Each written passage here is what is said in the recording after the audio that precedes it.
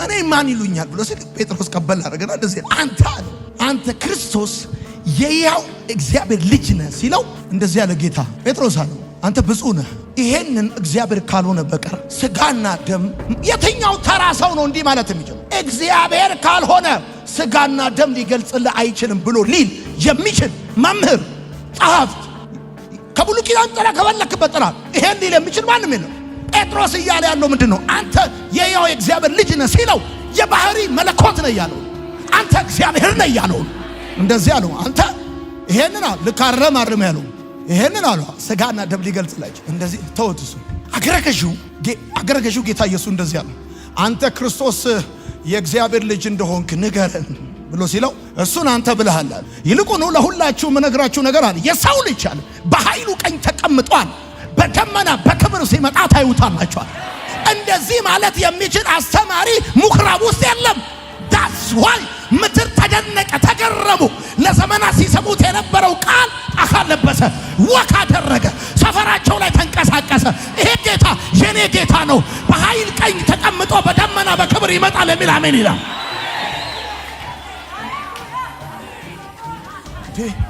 ጌታ ኢየሱስ አንድም ቀን አስተምሮ ልል የፈለኩት ብሎ አያውቅም። ቢገባ ይገባል፣ ባይገባ አይገባም። ብትቀበል ትቀበላለህ፣ ባትቀበል አትቀበልም ካለ እንደዚህ ነው የሚለው። እኔና አብ አንድ ነን። እኔን ያየ አብን አይቷል። ባካችሁ በደንብ አድርጉና አሜን በሉ። ማን ነው እንደዚህ ሊል የሚችለው? ጌታ እንደውም እኮ ስትጠይቁት ስም ማን ነው ስትሉት የቤት ቁጥሬ 360 ነው የሚል ጉዳዩ አይደል። በቀጥታ ለእናንተ ጥያቄ መልስ አይሰጥም። አንተ ይሄው እግዚአብሔር ልጅ እንደሆንክ እስቲ ንገረን አለው ገዢው። እሱን አንተ ብለሃል። እንደውም ለአንተ ብቻ ሳይሆን እዚህ ላላችሁት በጠቅላላ አንድ ነገር ነግራችሁ፣ የሰው ልጅ በኃይሉ ቀኝ ተቀምጦ በደመና በክብር ሲመጣ ታዩታላችሁ። እንዴ ታዩታላችሁ ልልፈልጌ ነው እንደዚህ ልልፈልጌ ነው ብሎ እኔ አሁን ስንት ቀን ማብራሪያ ሰጥቼ አውቃለሁ። አቤት ስጋዬን ያልበላ ደሜን ያልጠጣ ብሎ ልልፈልጌ እኔ እኮ ልል ያልፍኩት እኮ ህይወትን ስጠኝ ምን አይሉ እንዴት አይነት የሚሰቀጥጥ ሐሳብ ነው የሚያወራው ብለው ሲሄዱ ዞር ሲል ጥቂት ነው የቀሩት። እናንተስ የኔ ጌታ ድንቅ ነው። አሜን በሉ። ሴ አሜን። በነገራችን ላይ በጥሬ ስጋ አፋችሁ ምራቅ የሚሞላ ሰዎች እኔ በእግዚአብሔር ቃል ነው አፌ ምራቅ የሚሞላው። ራሱ አሁን ስለ ትምህርቱና ስለሚናቅ በትምህርቱ ተደነቁ ሲል ልቤ ይመታል ቶ ይላል። ሄሎ እንደዚህ ሲነገር እንደ ድንብል የሆነ እንደ አናናስ ፓፓዬ መስል ዝም ብለህ ቁጭ በልና ከዛ በኋላ አልተቀበሉኝም አጋፉኝ ምናምን በል። በጌታ በኢየሱስ ስም with the same anointing እግዚአብሔር አምላክ በምድር ላይ ካገለገልከው እንደዛ ያስነሳል። በቃ ተገረምበት ተደነቅበትና ነው መንፈስ anointing ራሱ አንተ ላይ ኦፕሬት ያደርጋል። say አሜን በደንብ አድርግ። ኢየሱስ ጌታ ኢየሱስ የሚያስተምረውን ትምህርት ሁሉ የሚያስተምረው ታላቅ አስተማሪ ተብሎ እውቅና እንዲሰጠው ወይም ተጽዕኖ ፈጣሪ ተብሎ እንዲዘክሩት አይደለም። እሱ እውቅና የሚፈልግ ዝክር የሚፈልግ ተራ ሰው አይደለም። እሱ የሕጉ ባለቤት እኮ ነው። አሁን ችግሩ ምንድነው?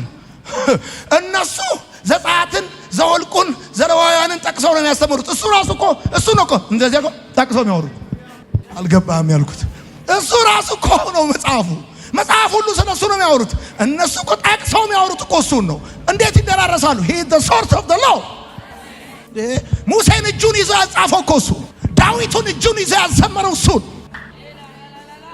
ሊደራረሱ አይችሉም። አንድ ጊዜ ሰፈሩ ላይ ብራዘር፣ በዓለም ላይ በጣም ከባድ ነገር ሁለት አካል ማሳመን ነው፣ ሚስትህንና የሰፈርህን ሰው። ቀዳዳ ቁንጣ አድርገህ ኳስ ስትጫወት ያዩ ጠቅላላ ከረባት አድርገህ ብትመጣ ከከረባት አይጀምሩም። የሚገርም ነገር አውርታቸው ስታበቃ ጀርባ መታ ያረጉ ያቺ ቁንጣ ትዝ ትላለች ይሏል። ወጋው እንዲህ አይነት የድሮ መንፈስ ትዝ ይልሻል። እዚህ በኩል ቁጥርጥር ተሰርተሽ ሳትጨረሺ ነው ማቅሽ ምን ይላል እግዚአብሔር። በነገራችን ላይ ገላትያ ልንማር ነው አሁን። መግቢያ አፒታይዘር እያወራኋችሁ ነው። ደግሞ ይገርማችኋል። እሱ እኮ ይኸውላችሁ ንጉሥ ብቻ አይደለም፣ የነገስታት ንጉሥ ነው። ከዚህ ቀጥዬ የማወራውን ሁለት ነገር በደንብ እንድትሰሙ ይፈልጋሉ። የነገስታት ንጉሥ ነው ወዳጆቼ። ነገስታት ሁሉም ነገር አላቸው። ሀብት አላቸው፣ ወታደር አላቸው፣ አማካሪ አላቸው፣ ፓላስ ቤተ መንግስት አላቸው። እሱ ምንም ነገር የለው። እሱ ይገርማቸዋል እንዴ የትኛውም ንጉሥ አንድ ጊዜ ዘውድ ራሱ ላይ ከጫነ በኋላ ቀጥሎ የሚያሳስበው ራሱ ላይ ያስቀመጠውን ዘውድ እንዴት ማስጠበቅ እንደሚችል ነው የሚያሳስበው። በጣም የሚያሳስበው ብራዘር፣ ማንም እውቅና ሳይሰጥ ንጉሥ ነኝ ካልክ ከባድ ችግር ውስጥ ገባል። ማንም ዕውቅና ሳይሰጥ ንጉሥ ነኝ ብለህ ብትለው ከባድ ችግር ውስጥ ገባል። እሱ ብቻ አይደለም ብራዘር፣ ዘውዱ እጅ ሳይገባ ማንም ንጉሥ ነኝ ብሎ ታሪክ አራራለትም። አንብቦ ወደ ኋላ ሄዳችሁ እሱ ይገርማል እንዴ። ምናልባት ንጉሥ ነኝ ብለህ ባይሳካል ይቅርታ ጠይቀህ ወደ ኖርማል ህይወት አትመለስም። ዘውድ ልትጭን የፈለክበትን ራስን ከቦታው ላይ ነው የምታጣው። አንገትን ነው የሚቆርጡ እንዴ። ማስረጃ ላምጣልህ። ሄሮድስ እኮ ኢየሱስ መወለዱን ሲሰማ ፍርሃት ያዘው፣ ደነገጠ ይላል። ኢየሱስ እኮ እንደው ንጉሥ ይሁን እንኳን ተብሎ ቢባል አትሊስት 30 ዓመት መጠበቅ አለ። ሄሮድስ እንኳን ለዛሬ ለሚቀጥሉት 30 ዓመታት እንኳን ንጉሥ ሆናለሁ ብለህ ካሰብክ አንገትን ነው የሚያነሳል። ንጉሥ ለመሆን አስበህ ወይም ጠቅላይ ሚኒስትር ምን ሆናለሁ ብለህ ይቅርታ አድርጉልኝ ብለህ ወደ መደበኛው ኑሮ ተመልሰህ ጠበል አትጠጣም፣ እድርም አታዋጣም፣ አገባም አንገትን ነው የሚያነሱልህ። ጌታ ኢየሱስ ሀብት የለውም፣ ወታደር የለውም፣ ፓላስ የለውም፣ ምስኪን ነው። የተከተለው ጠቅላላ በጣም ምስኪን ነው። መጽሐፉ ሲናገር እንደዚህ ይላል፣ ከደብረ ዘይት ተራራ ቁልቁል ወደ ኢየሩሳሌም ሲወርድ በጌታ ስም የሚመጣ ንጉሥ የተባረከ ነው ብለው ጨርቃቸውን አንጥፈው ዘንባባ አንጥፈው በታላቅ ድምፅ እግዚአብሔርን ሲያመሰግኑት ነበር። በዓለም ላይ ወታደር ያላዘመተ ንጉሥ፣ በዓለም ላይ ወንበሩን ሳይፈልግ ንጉሥ ነኝ ያለ ደግሞ ንጉሥ ብቻ አይደለም፣ የዘላለም ንጉሥ አሜን ይባላል። የነገስታት ንጉሥ አሜን ይባላል። የትኛውም ንጉሥ ከአሁን ጀምሮ እስከ ዘላለም በዙፋን ላይ ትቀመጣለህ ተብሎ አያውቅም። ወታደር ያለው ንጉሥ ከአሁን ጀምሮ እስከ ዘላለም በዙፋን ላይ አልተቀመጠም። እሱ ግን ያለ አጃቢ ያለ ወታደር ከሁን ከዘላለም በዙፋኑ ላይ የሚኖር ታላቅ ንጉሥ ነው። ሰይ አሜን። ስማ፣ ኢሳይያስ መጽሐፍ ቢለው ይሄንን ነው። ሕፃን ተወልዶልናል፣ ወንድ ልጅም ተሰጥቶናል፣ አለቅነት በጫንቃው ላይ ነው። ድንቅ መካር ኃያል አምላክ ነው አለ። የዘላለም አባት ነው አለ። አሜን ባል በደንብ አሜን። ስማ፣ የትኛውም ንጉሥ ለመንግስት ገደብ የለህም አልተባለም። ወታደር እያለው ለመንግስቱ ገደብ አለው። ወታደር እያለው ለግዛቱ ገደብ አለው። የኢትዮጵያ መንግስት ገደቡ ሙያ ላይ ነው። የአሜሪካ መንግስት ገደብ አለው። የፈለግከው መንግስት የራሻ ገደብ አለው። እሱ ያለ ወታደር አንድም ፓላስ ሳይኖረው ይገርማል። እሱ ግን ለመንግስቱ ገደብ የለው። ይገዛል፣ ይገርማል። 4ቱንም 7ቱንም አህጉር ያስተዳድራል። ወቅትና ወራትን ያፈራርቃል። ዘመንን በእጁ ይዘረጋል። አሜን በል በደንብ አድርገህ። ፀሐይን ያወጣል፣ ያከባል።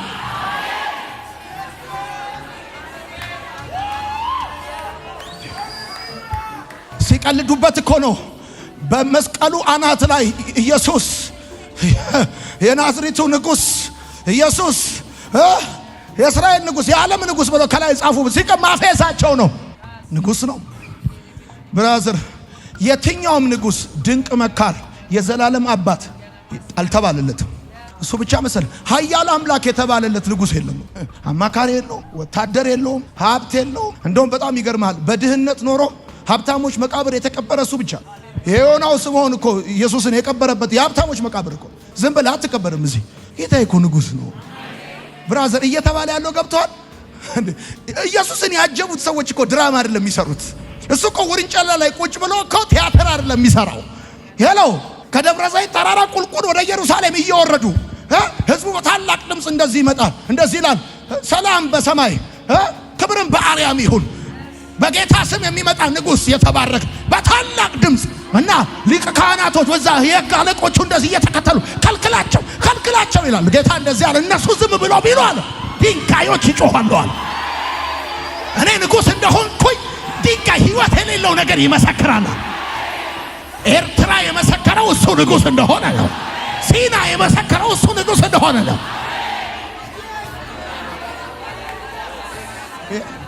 ከልክላቸዋል። አያቸው ክፋታቸው። ከልክላቸዋል። ምን ከለክላቸዋል? እነሱ ዝም ቢሉ እኔ ንጉሥ እንደሆንኩ በጌታ ስም የሚመጣ ንጉሥ የተባረከ ነው። አንብበው መጽሐፉን በታላቅ ድምፅ አለ። መጽሐፍ እንደዚህ እኮ ነው የሚለው። በደብረ ዘይት ተራራ ቁልቁል ወደሚወስደው መንገድ በተቃረቡ ጊዜ እኔ እኮ በአይነ ህሊናዬ ስለዋል እና እዚህ አዳማ አካባቢ ከኖርክ በቃ አዳማ መግቢያው ጋር ያለው ልክ እንደዚህ ቁልቁለት እንደማለት ነው። እንዴት አድርጌ ላስረዳ? ሊማ በለው ከፈለክ የፈለክበት በለው። ቁልቁል ወደሚወስድ በተቀረው ጊዜ ቁጥራቸው እጅግ ብዙ የሆነ ደቀ መዛሙርት ስላዩት ታምራት ሁሉ ደስ እያላቸው ድምፃቸውን ከፍ በማድረግ እንዲህ ያሉ እግዚአብሔርን ያመሰግኑ ጀመር። በጌታ ስም ይመጣ ንጉሥ። ሄሎ ብራዘር፣ እኔ ለ600 ዓመት የእስራኤል የንግስና ወንበር ባዶ ነበር። በነገራችን ላይ ጌታ ኢየሱስ በዮርዳኖስ ባህር እንደተጠመቀ ከውሃው ሲወጣ የምወደው ልጄ ሲል ልጅ የሚለው ቃል የንጉሥ ስም ነው። እግዚአብሔር ዳዊት እንደዚያ ነው፣ እኔ አባት ሆነዋለሁ እሱም ልጄ ይሆነኛል። የንጉሥ ስም ነው። ለፈርዖን እግዚአብሔር ምን አለ? እንደዚያ አለ ለፈርዖን ሲናገር እስራኤል የበኩር ልጄ ነው አለ። ይሄ ታይትል ነው። ጌታ ኢየሱስ ክርስቶስ ኪንግ እንደሆነ ኦፊሻሊ አናውንስ እየተደረገ የነበረበት ታይም ነው። ከዮርዳኖስ ሲወጣ የምወደው ልጄ እሱ ነው ሲል ሂዝ ኤ ኪንግ። እዛ በሰማይ ሰላም በአርያምም ክብር ይሁን። በሕዝቡ መካከል የነበረው አንዳንድ ፈሪሳውያን ኢየሱስን መምህር ሆይ ደቀ መዛሙርትህን ገስጻቸው እንጂ እየሳቱ ነው፣ ስሜታዊ ሲሆኑ አይታወቃቸው፣ እረፉ በላቸው፣ ገስጻቸው እንጂ አሉት። እርሱም እላችኋለሁ ለማለት ራሱ who are you ቢሉ ማለት I am somebody ማለት አለ። እላችኋለሁ ካልክ እንደዚህ ያለ ቀጥሎ እነርሱ ዝም ቢሉ ድንጋዮች ይጮሃሉ። ምን ብለው? በጌታ ስም የሚመጣ ንጉሥ የተባረከ ነው፣ ንጉሥ ነው ብለው ድንጋዮች ይጮሃሉሃል። ብራዘር፣ እኔ ማገለግለው ባላገለግለው ብዙ የሚያገለግለው ስላለ ነው። እኔ እማከብረው ባላከብረው ብዙ የሚያከብረው ስላለ ነው። ይሄ እድል እንዲያመልጠኝ ስለማልፈልግ ነው። ንጉሥ ነው የሚል ሰው ታላቅ እልልታ፣ ጭብጨባ።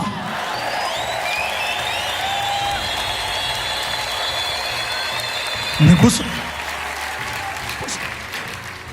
የመጨረሻ ጌታ ኢየሱስ ቀኑን ሙሉ በሽተኛ ሲፈውስ አጋንንት ሲያወጣ ዋለ።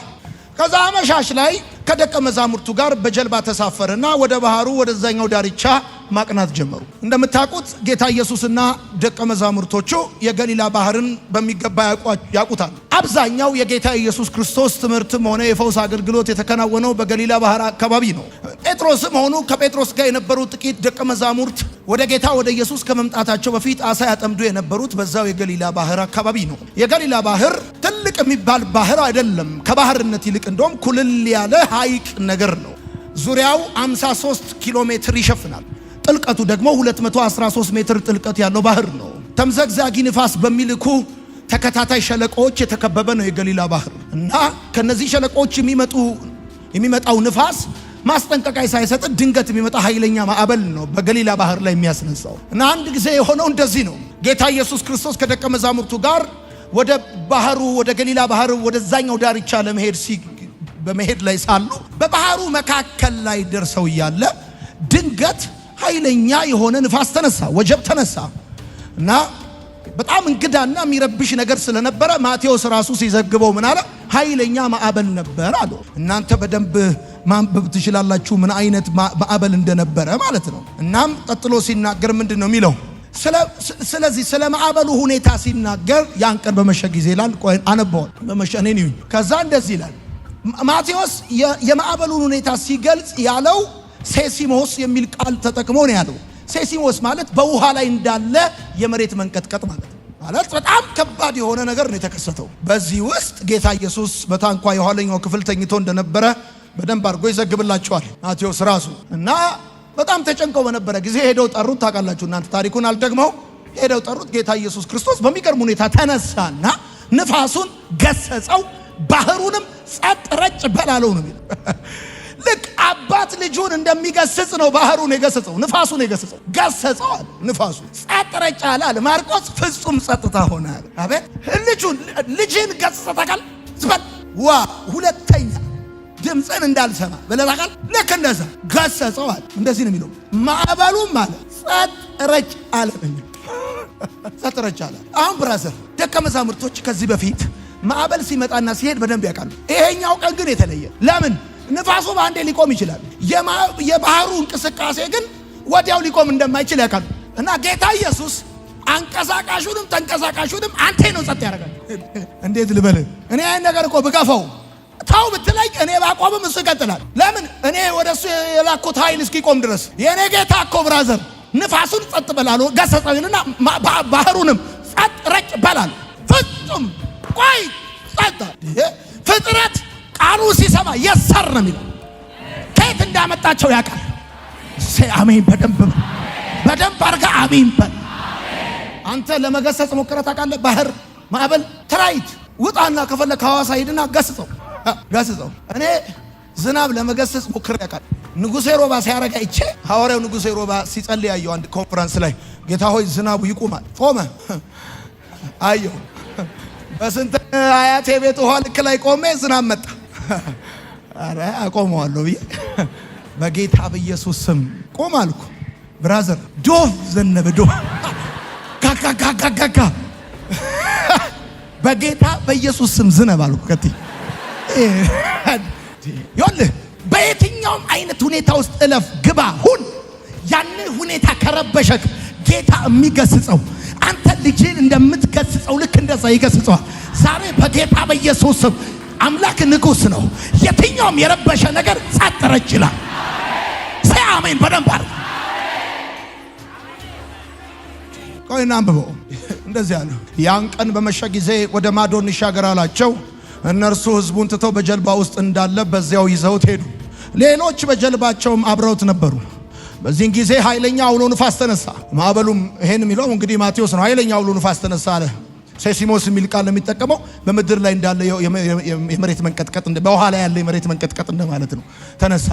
ማዕበሉም በነገራችን ይሄ ማለት ጀልባውን መገልበጥና መስበር የሚችል ማለት። ሴሲሞስ ማለት ገልብጦ መስበር ይችላል። ከዛ ተነሳ። እስኪሞላ ድረስ ጀልባዋን ያናውጣት ነበር አለ። ኢየሱስ ግን ትራስ ተንተርሶ ደስ ይለኛል። ይሄ ከጀልባ በስተኋላ በኩል ተኝቶ ነበር ይላል። ብዙ ጊዜ የሞከርኩትን ይሄን ፕሌን ላይ ነው። ጌታ ይባርከኝ። ተኝቶ ነበር አለ። እነርሱም ቀስቅሰውት መምህር ሆይ ስንጠፋ አይገድም ምን አሉት። በነገራችን ላይ ሌላኛው እንደዚህ ነው። ልናልቅ እኮ ነው አለው ነው የሚለው ማርቆስ። ጌታ ሆይ ማለቃችን ነው ብሎ ነው የጻፈው። ሉቃስም በተደጋጋሚ ሁኔታ ኧረ ጌታ ሆይ ማለቃችን ነው ነው። ከዛስ አይገድም ምን አሉት። እርሱም ተነስቶ ንፋሱን ገሰጸው፣ ባህሩንም ጸጥ ረጭ በል አለው። ማርቆስ ሲጽፍ ፍጹም ጸጥታ ኪፕ ኳይት እንዳለ አስተማሪ። እኔ እኮ አልተረዳኝም እንዴ? ይሄው አንቀሳቃሹንም ተንቀሳቃሹንም ሁለቱንም በአንድ ቃል ጸጥ አደረገ። ከመሄዳችሁ በፊት ምጸልይላችሁ ጸሎት ይሄን ነው። በህይወታችሁ ጥፋትን የሚያንቀሳቅስም ለጥፋት የሚንቀሳቀስም በጌታ በኢየሱስ ስም እንደ ድንጋይ ዝም ይላል። የጸለይኩልህ ከገባ በህይወት ክፉ ነገር የሚያንቀሳቅስም የሚንቀሳቀስም ለጥፋት ቱ ዘ ሮንግ ዌይ የሚንቀሳቀስ ሁለቱም በኢየሱስ ስም ጸጥ ይላል። አምላካችሁ ሲመጣ ፍጥረት ኖር ብሎ ነው የሚቆመው። ታውቃለህ። ለዚህ ነው ኤርትራ የቆመው። ከዛስ በዝጌር ሲለው ተቀመጠ። ፍጥረት እንዲህ ነው እግዚአብሔር እንዲህ ነው ፍጥረትን የሚያስወጣ ሂዝ ኤ ኪንግ።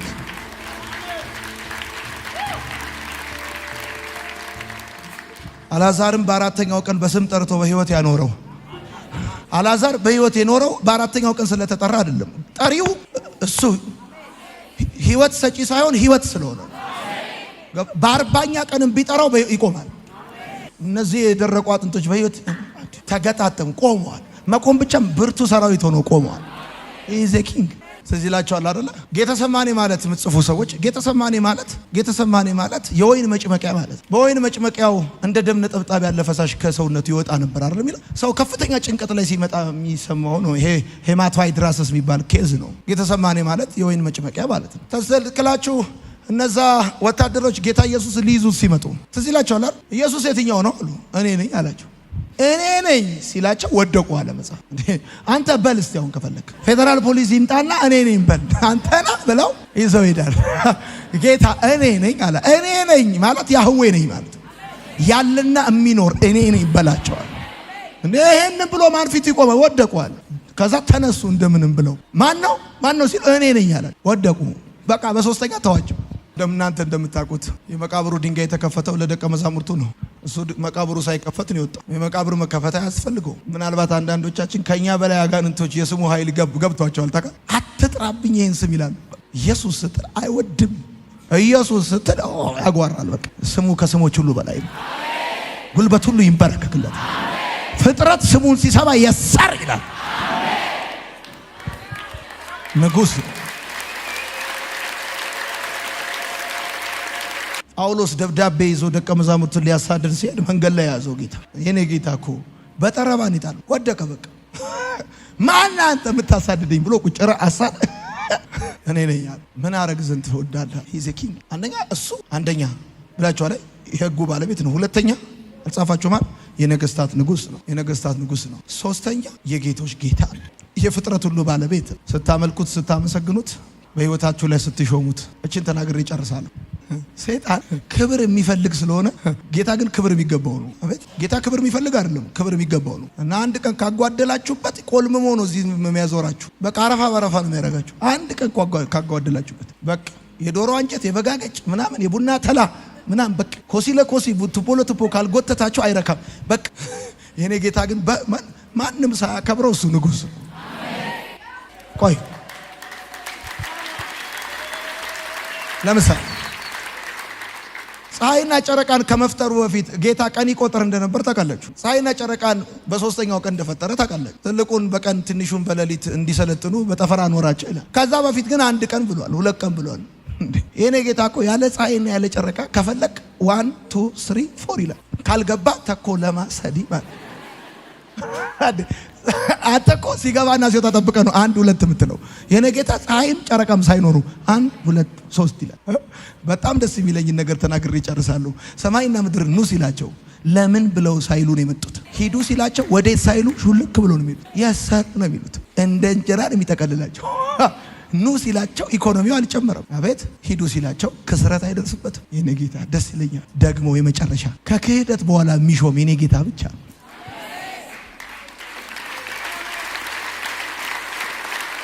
ከክህደት በኋላ ጴጥሮስ ሽምጥጥ አድርጎ ክዶ ሲያበቃ መጣለታ። ትወደኛለህ አሉ። በጎቼን ጠብቅ። ትወደኛለህ? ግልገሎቼን።